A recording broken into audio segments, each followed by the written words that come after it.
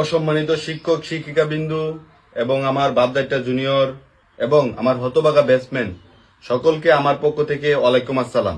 উপস্থিত সবাইকে ধন্যবাদ না জানিয়ে আমার এই আজকের ঐতিহাসিক বক্তব্য শুরু করছি, কেননা ধন্যবাদ দিলে সবাই মনে করবে আমি সিরিয়াস। হুট করে 10টা বছর চলে গেল, এই 10টা বছর মন দিতে পারিনি লেখাপড়ায়, মন দিয়েছি কুদ্দুসের মেয়েকে। যাক, এই পবিত্র স্টেজ অপবিত্র করব না প্রেম প্রীতির কথা বলে, কারণ পরীক্ষা পাশ করাটা যেন আমাদের জন্য ওয়ান সাইড লাভ হয়ে দাঁড়িয়েছে।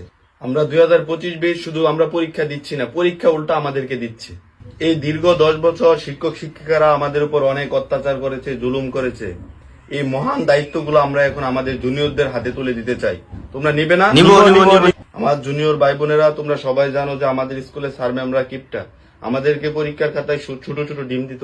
তোমরা সবাই দোয়া করবে আমাদের জন্য, আমরা যাতে এবার 25-এর বেস বড় বড় ডিম নিয়ে স্কুলে ফিরে আসতে পারি, স্যারদের হুক উজ্জ্বল করে। আমরা খুব মিস করব স্কুল ফাঁকি দেওয়া।